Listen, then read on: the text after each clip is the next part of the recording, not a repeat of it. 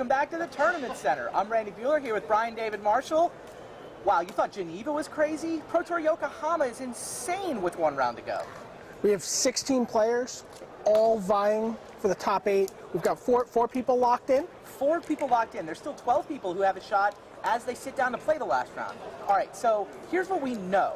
Mark Herberholz clinched early. With 2 rounds to go, we got the first spot locked up on X1 and 1. He's been leading for the last couple of rounds. We did the deck tech with him. He's got a nice little Teferi control deck. And he's been playing some great Magic. He's been playing some great Magic. And you're really starting to get a sense of Mark Herberholz's career. This is his 4th top 8. 4. And I don't know if people think of him as this constructed guru, but this is also his 2nd block constructed top 8 appearance. He has 1 in Philadelphia.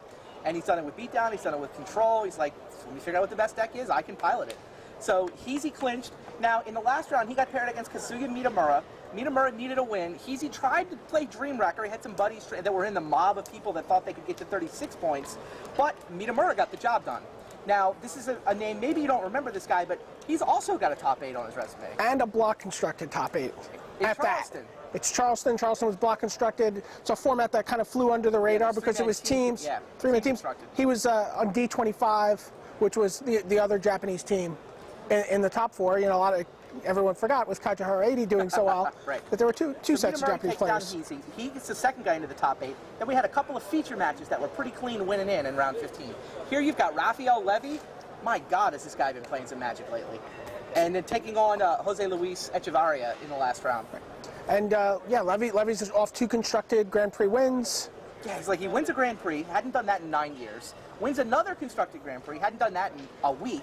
And now it's his 3rd Pro Tour top 8, and he hasn't done that in 8 years. Yeah. Hadn't made a top 8 of a Pro Tour since 1999. Wins this match. I was watching the last round, too. His Echevarria had Teferi in play. I walked away. I was watching the other match. I come back, and Levy's like high-fiving people. He high-fiving people after mulliganing to 4. He mulliganed to 4 in that game? Mulliganed to 4, and had 2 Greater Gargadons stranded in the out-of-play zone because Teferi was in play. It was actually a mulligan to 2. And he had just enough firepower to do that last point of damage. Burned him out? Yeah, he just burned him out, and his opponent was helpless. He had nothing, and it was amazing. So and hats off the Hall of Famer Rafael Levy. And he's going to get the draw from Mark Herberholz in the last round. Sure.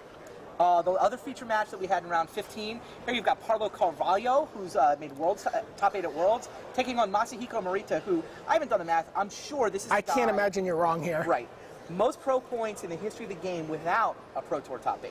So he's been close. He's got a ton of Grand Prix top 8s. He's got Pro Tour top 16s. Could he finally break through? He's playing the mono blue deck that Tsuyoshi Fujita has been playing. Fujita's been in contention all the way until last round. Fujita got knocked out. He just doesn't want to see an Achroma Angel of Fury ever again, though. That was the story here. We talked about it earlier. Fujita got beat by Red Achroma by Paulo Carvalho, and once again, Carvalho had the Red Achroma, and Morita couldn't deal with it. And Carvalho locks up his 2nd career top 8. Carvalho's through. Morita's still got a shot. If he wins the last round and his tiebreakers hold up, he's still got a good shot there as well. He's playing for it right now. All right, so you got 4 people into the top 8. Now it gets sticky. Yeah, now it gets sticky. Go to the next slide. Yeah, Speaking of sticky, yeah. Frank Karsten has been carrying around a bucket all weekend. He's just that sick. Carrying around a bucket and playing great Magic. He won round 15. He's now in a very clean. If he wins the last round, he and his bucket go to the top 8.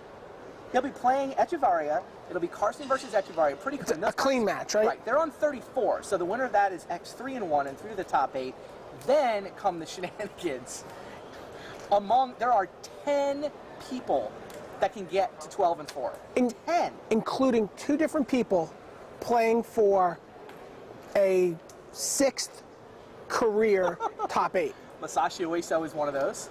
And Olivier Ruel. Olivier Ruel's got 5. He's got 5. 6. This could be number 6. You have 2 players playing for like very, very elite status in the game. Yeah, there's only 3 people that have 6 top 8, or 4 people that have 6 top 8s. So here's the group of people that you've got on the 10 people now. So they get paired against each other. 5 of them will be sitting on 12 and 4. 3 of them will get through on tiebreakers. So 3 out of 5 are the winners. They have to win. They have to hope they're tiebreakers. The matchups: Saito versus Olivier Ruel. Wow. Wafo Tapa versus Pelkak. Brackman versus Ueso. Morita versus Tenenbaum. And Thaler versus Osamu Fujita. I've heard of all those guys. Absolutely. Crazy.